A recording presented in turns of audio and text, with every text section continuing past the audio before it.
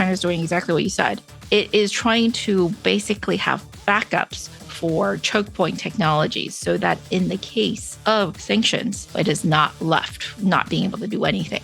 Whether or not it needs to have a complete supply chain, well, it actually has a lot of the more lower value add components. It is just in the really more advanced pieces, as you pointed out, that it does not have a solution, and it's actually pretty far behind. I think anywhere from 10, some people even think it's 20 years behind, because there are so many pieces that go into these more sophisticated machines or processes. Welcome to Analyze Asia, the premier podcast dedicated to dissect the pulse of business, technology, and media in Asia. I'm Bernard Leong. With the major changes happening in China over the past 3 years, can we still invest into tech startups in China? With me, Rui Ma, creator of Techbuzz China, and also congratulations on your newborn. Thank you for doing this during the maternity leave, who will also be helping me to address this question and dive deep into the Chinese tech ecosystem. Rui Ma, welcome to the show. Hey, thanks for having me again. Since our last conversation with you on the Botch and IPO, and I think that was done with Carol when I was away, what have you been up to?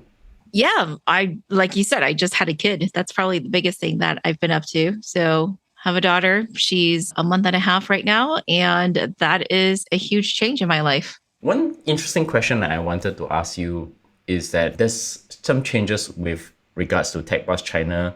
How has Techbuzz China evolved over the past few years since its inception?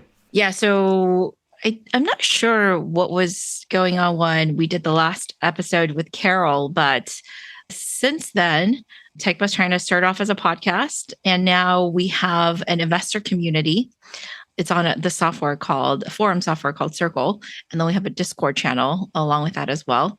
I've also released a dozen or so episodes that we call a live cast, because those are interview format podcasts, much like this show, where I talk to experts instead of me just telling you my learnings about a subject.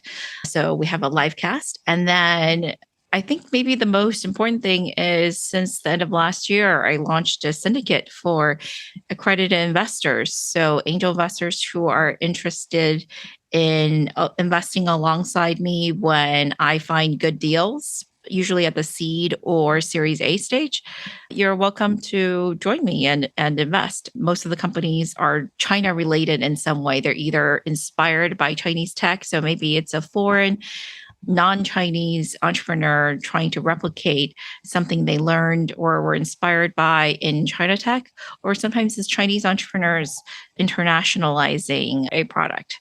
And you also been doing some speaking with regards for corporates, governments, and universities, right? Oh, yeah. So I just wanted to say that, I do a lot of speaking as well. So obviously, when it's to groups in corporates, I do charge. But with students, I always prioritize my work with students. So if you're a student organization interested in having me speak to your group, I always do that for free. And I generally prioritize you because I want to give back. I learned a lot from people who spent their time with me when I was in college. So I want to replicate that. And it's great time to have you on this show. This is actually episode 388, which is a very nice number in the Chinese custom. So today, I actually get you here because I think one of the biggest questions that many people have, and this is something I'm also thinking a lot on, is the question of, can we still invest into Chinese tech startups within China itself? To start, I think the Chinese technology ecosystem has actually undergone major changes over the past 3 years. I think the first is the regulators have taken a stronger hand towards the China tech giants such as Alibaba, Didi, and many others. And then, of course, second, the education tech industry was decimated, right? And third, I think the COVID-0 policy has also, they instituted a lot of the lockdowns will actually affect their GDP growth this year. But what I think is the most significant is the amount of venture financing has decreased down from US 18.1 billion, that's in Q1 2022, down to 8.1 billion in Q2 2022. And that is actually half of what last year. And now, based on what I got from Nikkei Asia Review, I think the first question which I want to set up for the rest of the conversation is, what is the sentiment on the ground like for Chinese tech startups? What I would say is right this moment, at the end of August 2022, the sentiment is not great. It's pretty low right now, but it's not for the reasons that I think many people suspect. So first of all, the regulations really kicked in at the beginning, starting the beginning of 2021 or end of 2020, however you want to segment the circumstances. But really, that did not have much impact on the venture ecosystem. In fact, 2021 was overall a pretty good year. And we can go into the reasons why that's the case. But just on a very high level, the regulations primarily targeted large companies and were around anti-competitive behaviors, or else they were pretty narrowly focused on specific industries like gaming, like education, and some fintech, et cetera. So they didn't affect a large amount of existing venture investments. So that really had, if you just look at the stats, a low impact. What did have a much greater impact, and which is one factor you actually didn't mention, is just the overall markets, capital markets globally.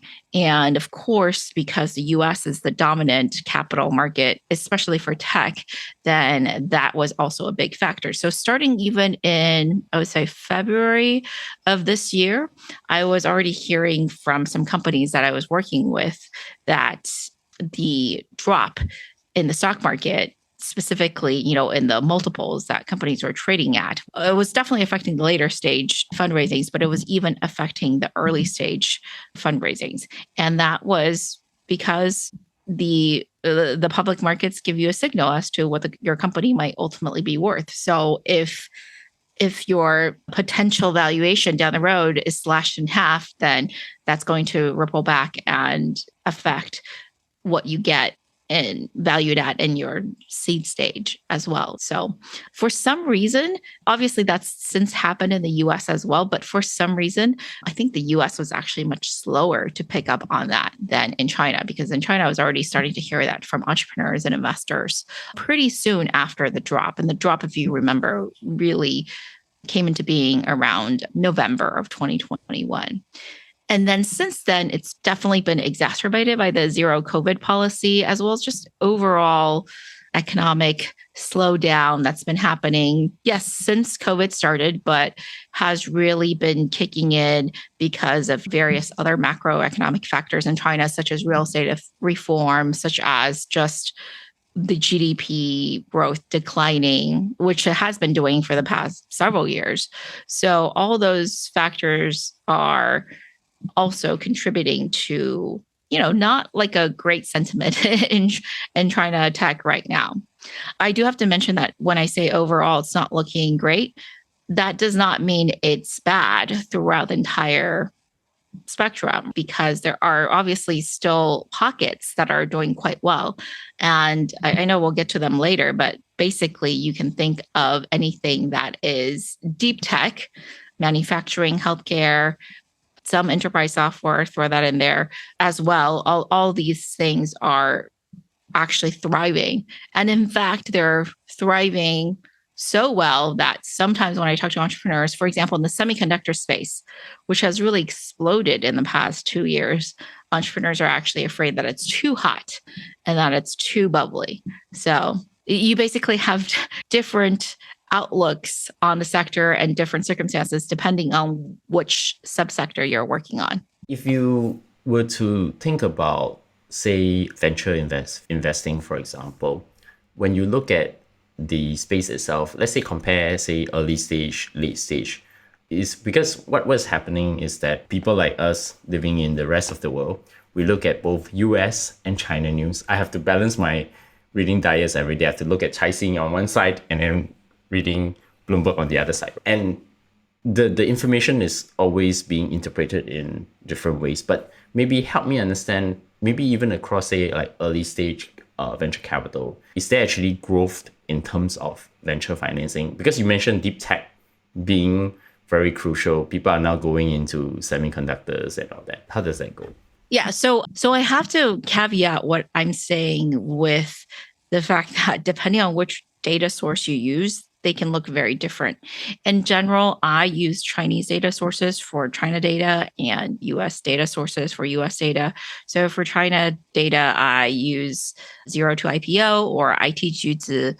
And this one is from Zero to IPO. I got this in April. They issued a report on Q1 fundraisings in China. So note that this is funds raised and not funds deployed. But there's a pretty high correlation. Whatever you raise, eventually you're going to deploy. So, and fundraising could actually be sort of a leading indicator in terms of like how bullish people are feeling about the economy and the sector at that point. So what was surprising to me is that if you define early stage as seed to Series B, which is a pretty conventional definition, according to Zero to IPO, they said that for tech, RMB funds actually raised over 770 billion RMB, which is actually almost 12% increase year on year. But foreign currency, primarily USD funds, raised less than that. So only about 300 billion of RMB equivalent. And that was a decline of 63% year on year. So yes, while the overall fundraising has declined, as you can see, the RMB has actually increased, of course, rather modestly, not by a really large amount, but now it exceeds USD fundraisings for tech in China. So what we're seeing is that, again, depending on what specifically you're looking at, the outlook could be very different.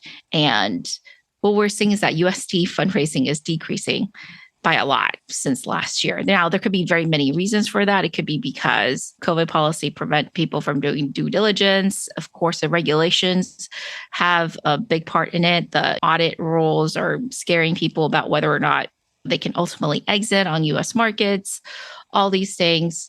But let's not ignore the fact that RMB is just becoming much more popular in China because they have a lot more access to capital markets. So there are more homegrown stock exchanges.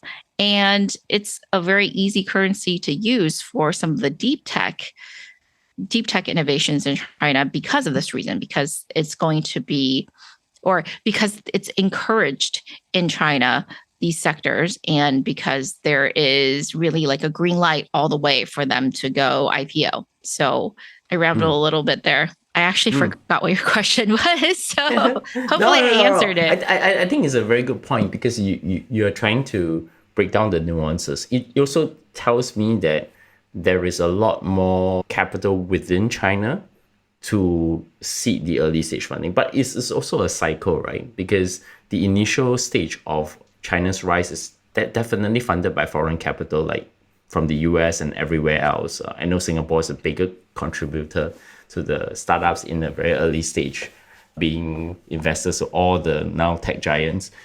And I think this is now changing as well, given this past 3 years with all these changes that have happened within China itself. I think one interesting question, and I'm not interested in the geopolitics, I'm much more interested in how has the Chinese government regulation, specifically to tech, have changed over the years? Yeah, I think you mentioned that already sort of in your beginning introduction, which is that overall the Chinese regulation regime was pretty lax for internet and software in general until very recently. So most people point to 2020. I think you can see glimmers of intended regulation earlier than that, but really probably kicked in around 2020. And a lot of it is just the government playing catch up to the developed world, to the West, and making sure that the regulations reflect global standards. What a lot of people don't realize is that before this round of regulations, which some experts call rectification, which is a word I also personally like to use, a lot of like really basic anti-competitive barriers, for example, were not put in place. So doing business in China was actually very different from doing business elsewhere in the developed world, meaning that it was, much more lax. So now China has really caught up to the developed world, of course, with some idiosyncrasies. I don't want to throw in there the regulatory changes, the industry specific things, like you mentioned, ed tech, gaming, et cetera. Those are specific to China, but I'm saying overall, some of the largest changes that affect the very large companies, platform companies like Alibaba, Tencent, et cetera, that everyone is talking about, those changes really are, quite reasonable if you look at how they compare to the rest of the world. And also depending on what you read from the different sources, again, I think, for example, I think the China government regulation is pretty advanced in terms of thinking about AI, like how they, and I think a lot of it follows from where the EU is going with GDPR as such. One question I do have is, how about the VC ecosystem itself, and how are they adapting to the change in mood within the tech ecosystem? Well, I assume that GGV Capital, which is pretty well known, has a pretty big major right now, given their investment in the education tech companies or edutech companies have all tanked as a result of this. Yeah, I mean, no comment on GGV's specific portfolio. I'm sure they're doing quite all right with a lot of other winners they have in there. But the VCs, it really depends. Like you're saying, right? If you were concentrated in these sectors that got hit hard, then you're going to have some big losses.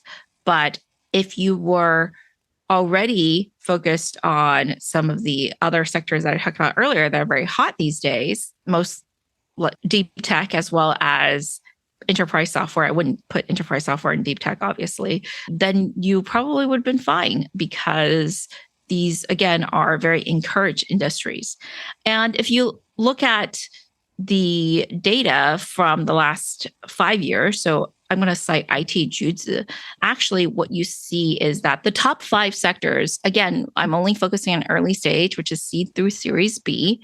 It was composed of, last year it was healthcare, which was 26% of the total, advanced manufacturing, 17%, enterprise software, 12%, motor vehicles, which includes things like electric cars, 11%, local services, 8%.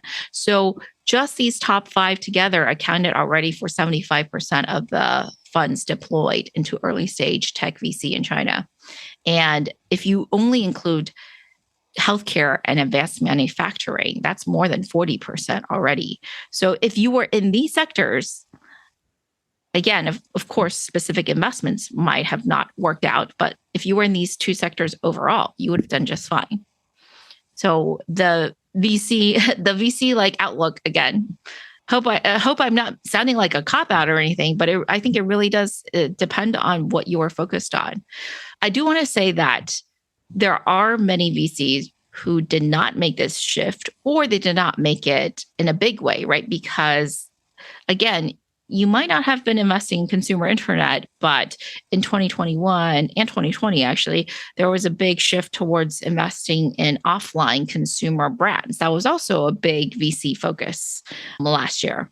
And if you were in those sectors, then that has seen really big write-downs, partly because it was too bubbly and partly because of zero COVID. So you would not have done very well. And if you were VCs in those sectors, the joke these days is that most VCs are more like financial advisors these days, because they're not like able to invest much, and they're just doing portfolio management, helping their existing portfolio companies not die. And so primarily focus on fundraising for their existing companies. So yeah, it depends. I would say overall, people are not euphoric or anything like that. Some people are experiencing some dire circumstances, and some others are doing okay. Some people might question, well, why didn't all these funds pivot into deep tech or, healthcare or whatever? And what I have to say in response is that actually, a lot of people didn't know that those were hot sectors, but they just didn't have the talent, or their fund wasn't structured to be able to handle the opportunities. So we can see that, for example, biochemistry related startups are really hot in China right now. And starting salaries for associates, so people with no experience in the sector, starting at 1 million RMB, about 150,000 USD. I know some people don't think that's a really large amount, but it's pretty big. So yeah, and the reason why the pay is so high is because it's really hard to find these people. And then remember, once you find these people, you have to train them, and you have to figure out, like, you have to train them, you have to start making the investment. So there's like a learning curve. So if you did not have this in place before the macro economy turned down, then you may be doing what I said earlier, which is acting as a financial advisor for your portfolio companies instead. Yeah. So it's not that necessarily people can't see the opportunity, is that it takes a lot of work. And it's still risky. So even though we can sit here and say, like, oh, you look at these numbers, these sectors are doing really well. Well, you may not have known that with great certainty a year or 2 years ago. So a friend of ours, Shai Oster, the Asia Bureau Chief at The Information, made this prediction in my annual review of China with him last year, saying that Sequoia China will eventually split up and become an independent entity moving forward. What are your thoughts, given that they have just raised a whopping 9 billion this year for just on China itself? And where do you think they will be going? I remember reading that article, and I kind of had the same, well, I don't know if I had reached the same conclusion exactly, but I have sort of the same question in my mind, which is Sequoia China is very strong. Neil Shen consistently tops the Midas list in terms of the VC that's generating the most returns. It's really dominating in China even now, even with all the sector changes that we are talking about earlier. Sequoia China is actually very well positioned to take advantage of these opportunities. Yeah, why don't they just consider spinning off and becoming independent and just not deal with all this geopolitical mess? And my conclusion after talking to other more experienced VCs is that it depends, right? So there are pros, like we were saying earlier, it's a pretty clean split if you want to think about it that way, and just set up separate shop. But in today's world, actually, to build truly outsized returns, you actually need to build global companies. So you need access to global markets and global expertise. So there is a lot of advantages to being part of a global VC firm. Not many people can offer that. And Sequoia can offer it at a level that no one else can.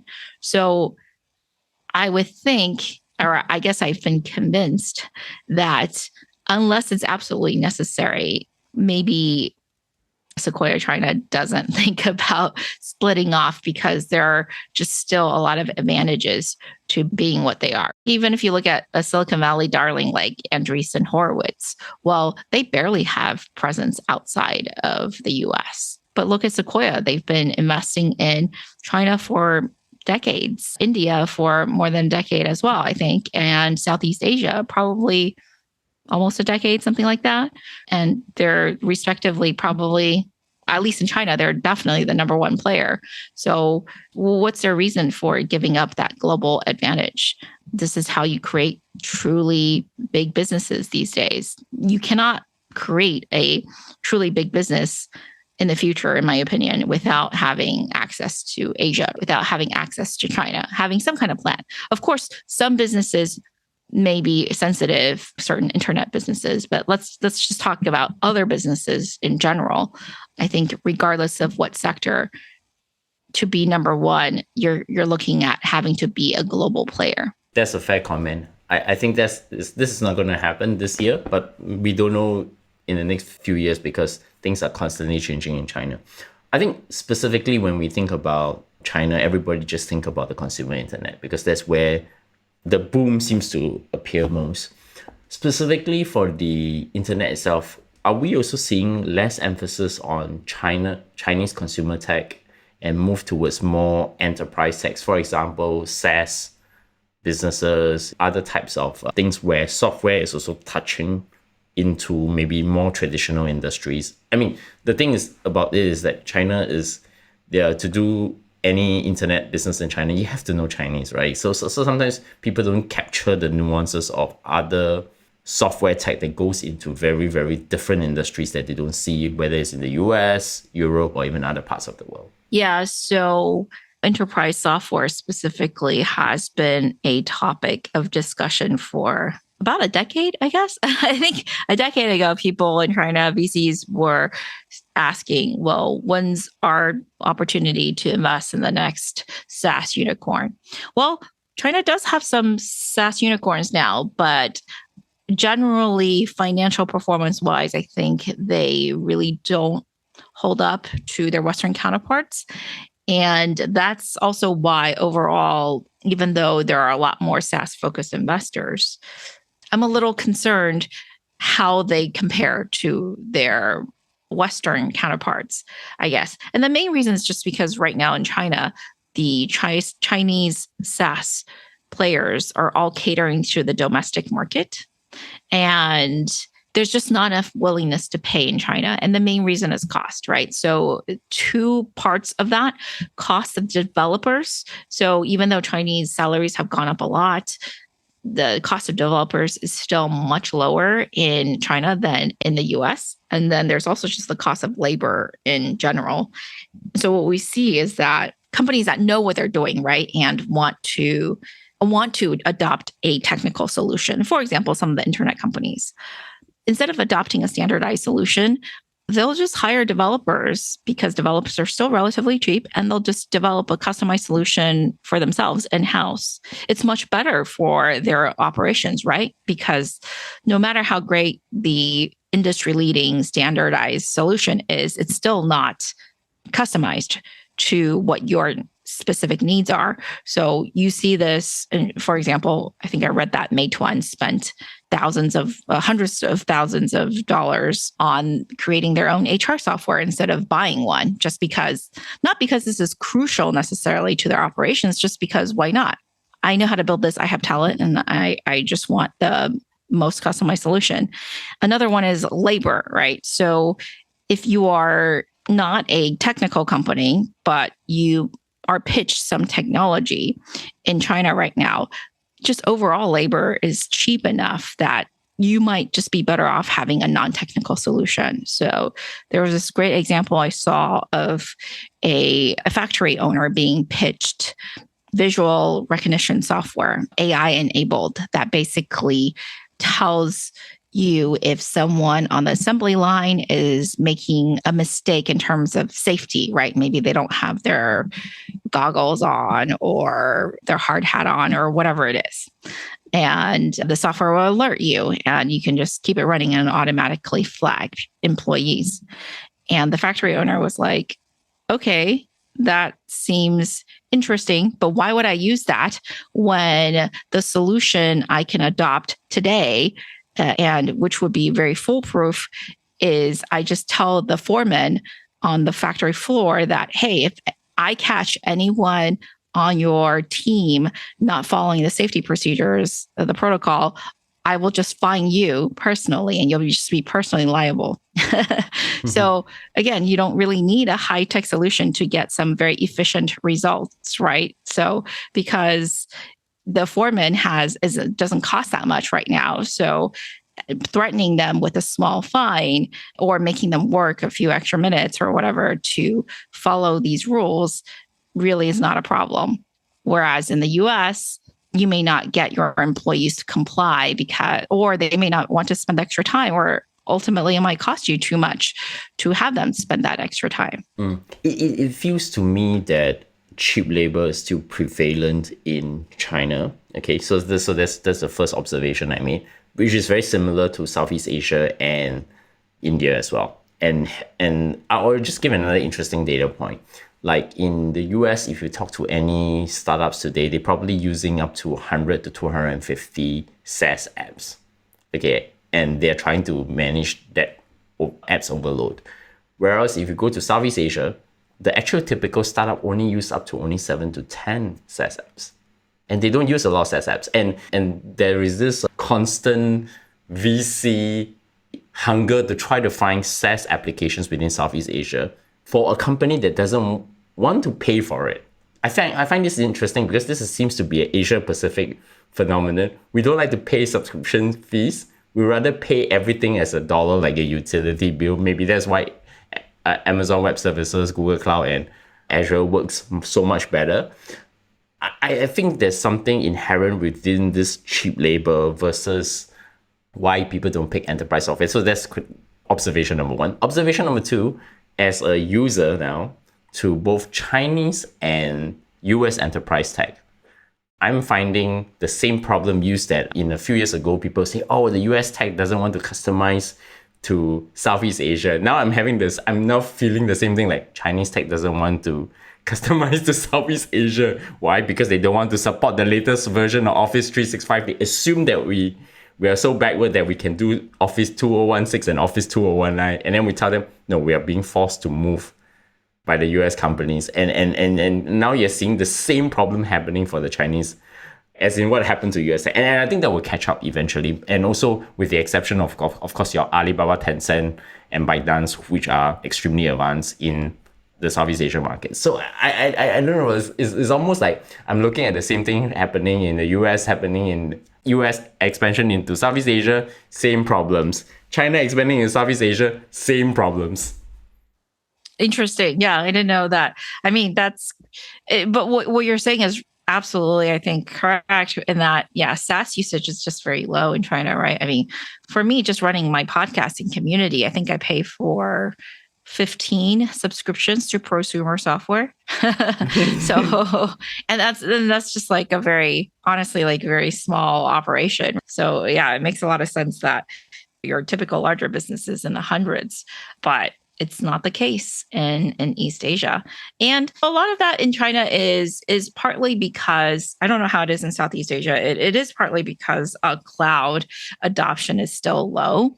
Of course, it's gone up a lot in the past decade. And I think it really penetration started becoming serious in the last 5 years. But it's still much lower than the US. And without cloud, it's hard to standardize things. And without that standardization, then SaaS doesn't really make sense, right? I think this whole interesting piece on the enterprise SaaS piece is going to be continuously evolving. Maybe China will have a new way of thinking about enterprise tech, but that remains to be seen. I want to go back to a little bit to the Chinese tech ecosystem with regards to venture capital. Will the Chinese tech ecosystem be only funded by local VCs such as Qiming Ventures moving forward in the next few years? Maybe with the exceptions of 1, 2, like Sequoia China, GGV China. These are the more global funds sitting within China itself. Well, okay, I have an opinion on that. I don't know how true my prediction will turn out to be, but I would not necessarily focus on separating Chinese funds from foreign funds and be more focused on just who is actually doing the investing. And I think it's already pretty obvious, even today, that the people doing the investing, really making the decisions. Of course, you have some people, returnees like Neil Shen. But even Neil Shen, I would consider him sort of a local Chinese. So what we're seeing in China is that the top VCs are more and more local Chinese investors. Now, some of them, or I would say many of them, have decided to spin out from maybe a foreign fund that they worked at before and start their own fund. So in that case, you would maybe consider them like a local Chinese fund, but they may still be raising money from foreign LPs and raising USD funds. So what I would say is that I don't know exactly where the foreign funds are going, but it's clear to me that for the foreign funds, they really need to hire and empower local Chinese talent. So maybe some returnees, but they have to be returnees that have been in China for a long time. Probably not any actual foreigners. So heavy bias towards people who are born, raised, educated, worked in China. And if the foreign funds are unable to do that, then yes, I think they will probably end up getting squeezed out of the market, or at least not be able to grow. If they are able to do that, and I would place Sequoia, by the way, as an organization that has done that very well, then I think they'll be just fine. And Qiming, by the way, is founded by a foreigner. So I don't know if I would consider them a local fund per se. Maybe you're considering the local fund precisely because they have been so good at absorbing local talent. Yeah. That's actually a good way of thinking about it, rather than thinking about whether a fund is foreign and local by their names or etc. I mean, the layman is actually who comprises the venture capital team within that fund itself. I think the interpretation is much more spot on this. I want to get into semiconductors. I see you tweet a lot of interesting, bubbly things that happen in semiconductors sometimes, so I followed it quite closely. One key focus I think I'm looking at, well, I think in the chip manufacturing side, of course, Taiwan's TSMC is much stronger with their 3 to 5 nanometer chips. One company is actually on my radar is Yangtze Memories Technologies, YMTC. I think they're moving upstream with their memory chips, and they are now actually 5% in the global market. And I have already seen that Apple is actually adopting their memory chips as well.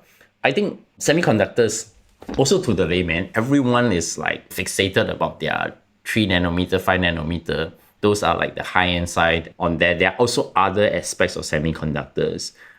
I think the question I've really been trying to have a feel of it is that will China eventually have their own semiconductor ecosystem? Wait, when you say that, do you mean like a sort of ecosystem that's closed off from the rest of the world?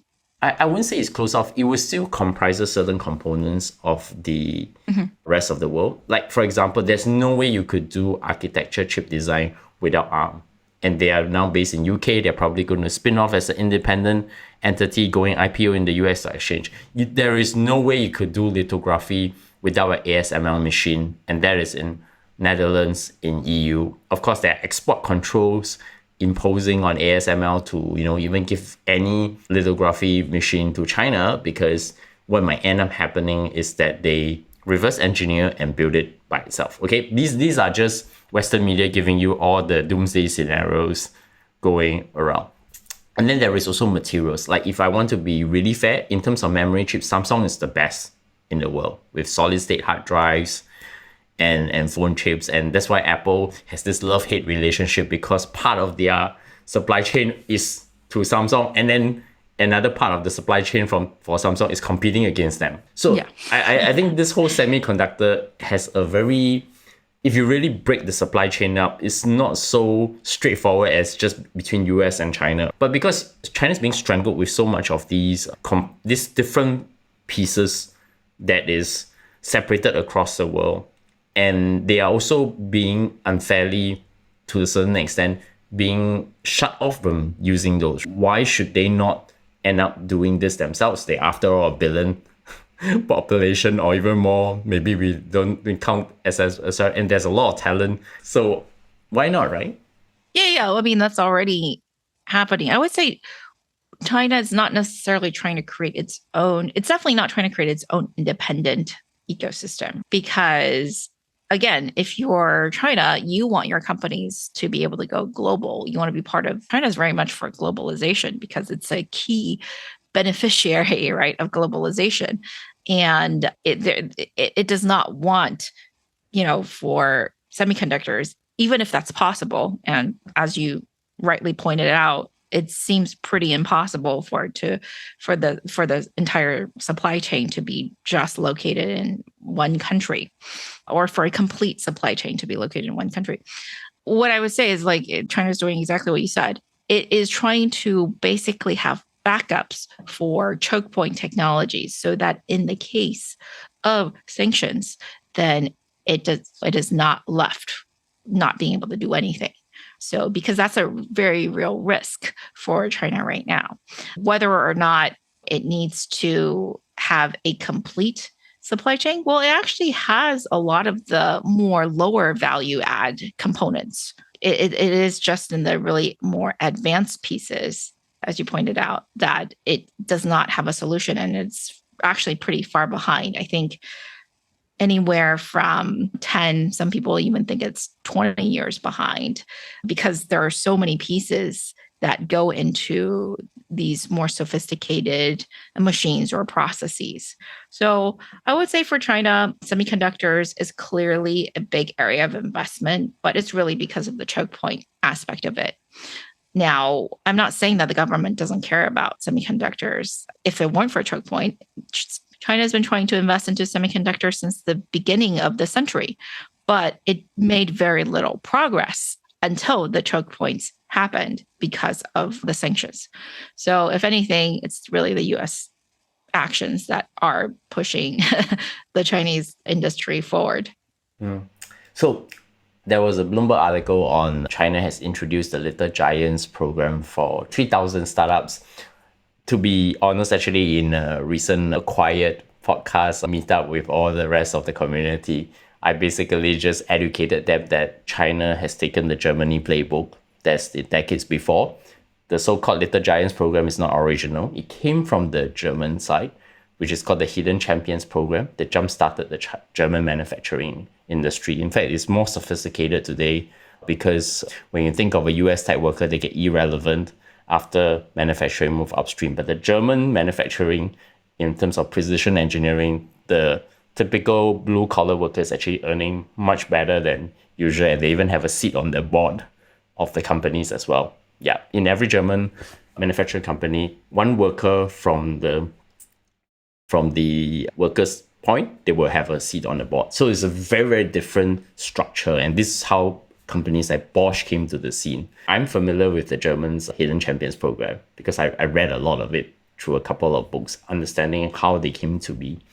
I want to really dig a little bit deeper because I know Bloomberg is just going to cover the surface and not the in-depth side. Can you talk more about the Little Giants program and also what specific areas that the startups are actually focusing on?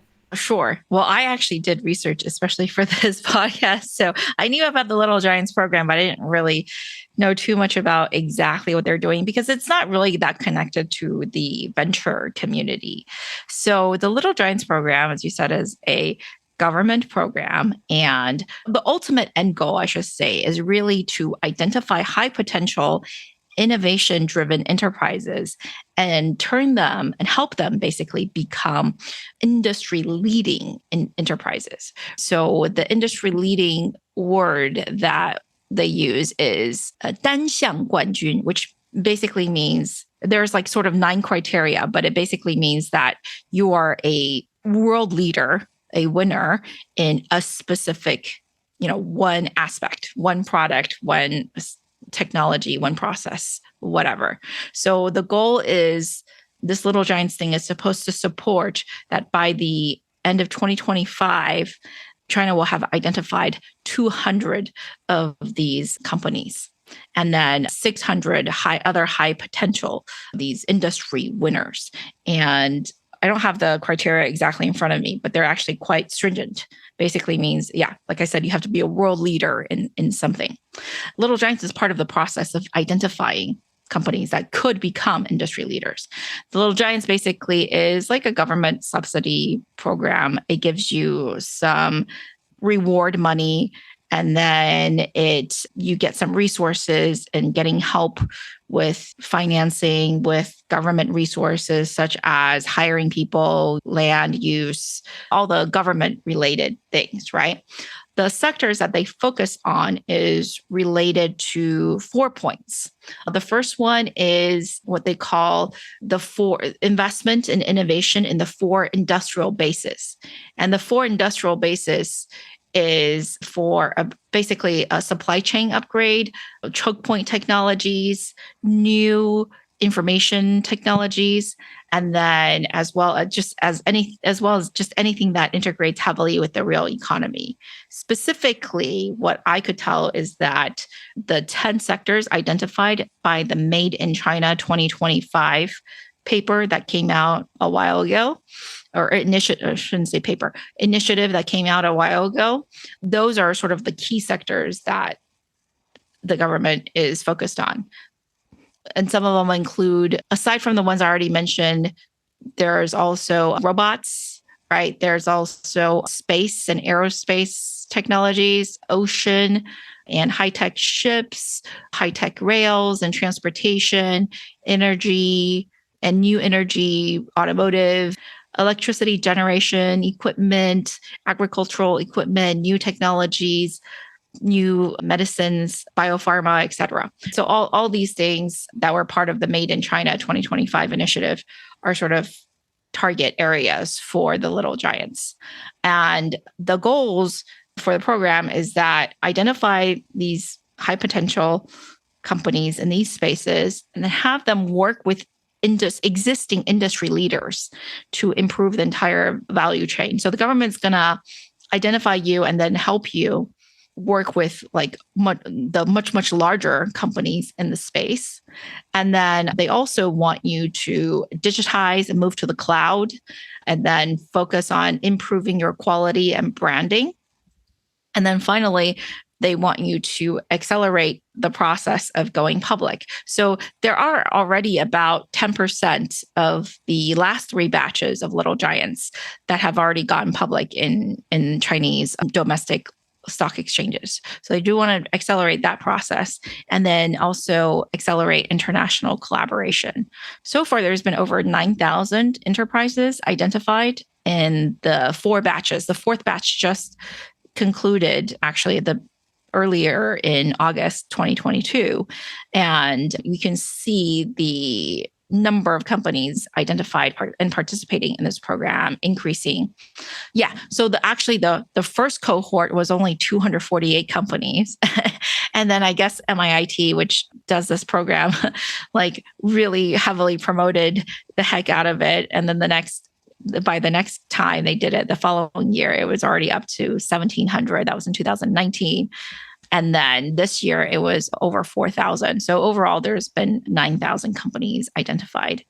And when people talk about little giants, they're primarily talking about the national level, but there are also corresponding programs at the municipal and provincial level. In fact, you actually have to be identified as a provincial level company in order to qualify, I think, for the national level. And they don't call them little giants, although sometimes they do in promotional materials. But technically, the type of company they're looking for is what's called 专精特新, which basically means professional, specialized, with like specialized, but then also with special technology and a novel technology. So those are the things they're looking for. So if you are a company in China and you do have to be a privately owned, they're looking for a privately owned company, you can apply at the municipal level, get some reward money, basically, and maybe some resources. Then you can also apply at the provincial level. And once you qualify, you will then be put forth in front of the National Judging Committee. And then if you get the national little giant stamp, basically, as I said before, you get government resources and you get some money. But also what's really great is that because it's such sort of a well-known program by now, then it will just really help you in getting new customers and also even in getting like bank lending. Small businesses in China notoriously have a hard time getting funding.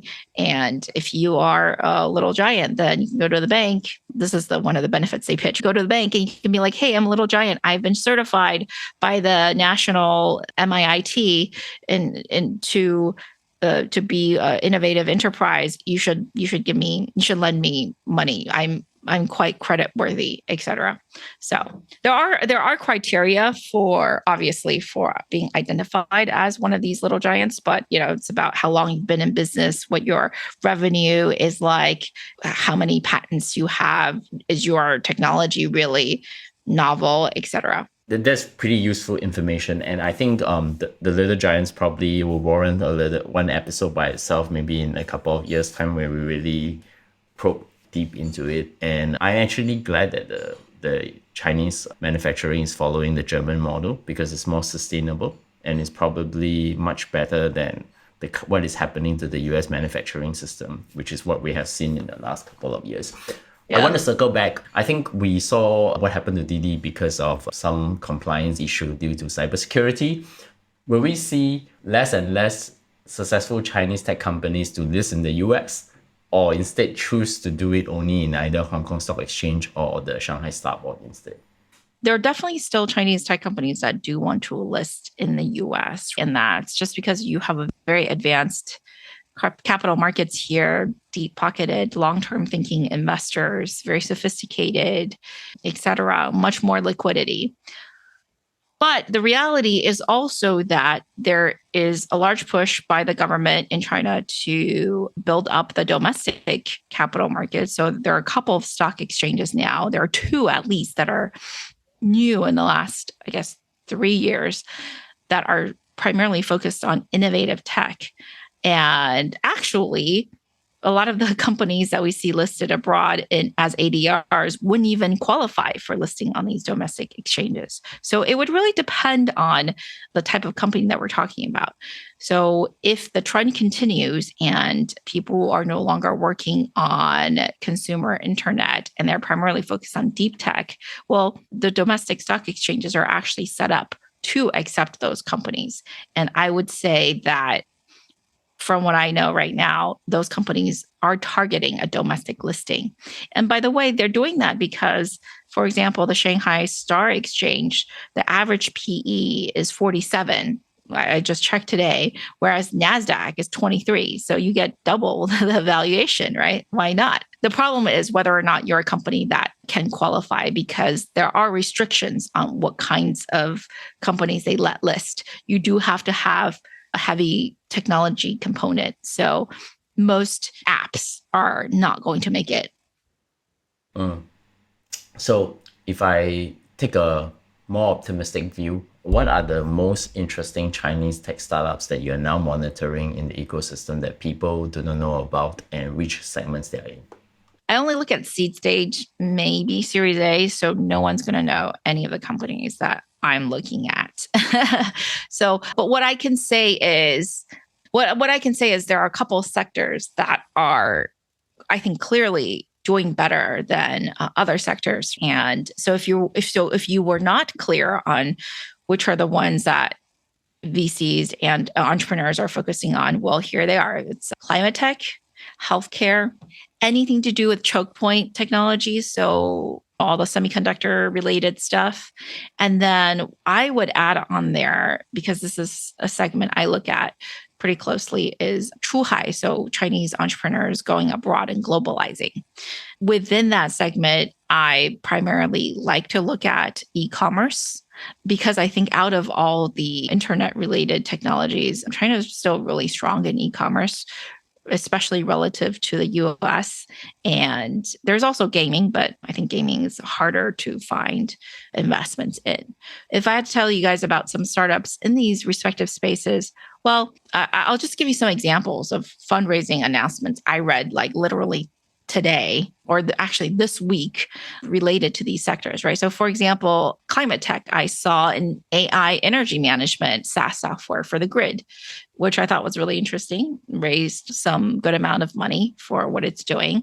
In terms of other SaaS, I saw a company raise tens of millions of dollars for automated visual and optical inspection for PCBs, so printed circuit boards, which is obviously a large number of them are manufactured in China. So we see enterprise software, but not in the traditional sense that we hear about in the US, maybe in helping out white collar workers. This is helping out a factory to increase yield, because manufacturing, as it is, a huge part of the Chinese economy, and they don't plan to let go of it. They plan to follow Germany's lead. Another business in climate tech, this is an existing public business, Cattle. I call it Cattle. I actually don't know what other people call it, CATL. It's the biggest battery company in the world, and it's very advanced. Its new battery is going to have an energy density much higher than exists other competitors, and it's supposed to power up to 1,000 kilometers, which is much longer than the battery I have on my Tesla. So yeah, I would say these are examples of companies that are taking China tech by storm. I do want to mention that for the businesses that I'm looking at, which are more cross-border in nature and focus on globalization, Probably everyone has heard of Shein, the fast fashion giant.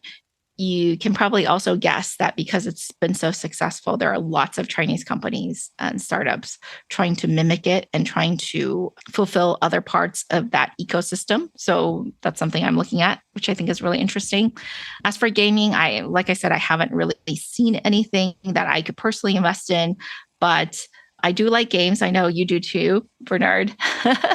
And I was personally really impressed by the trailer I saw from some Chinese indie developers. But the one that I thought was most impressive was a company called Game Science, who's launching a game called Black Myth Wukong next year. It's a console game. But yeah, I suggest if you don't know anything about it to go check out the trailer on YouTube because it's pretty cool.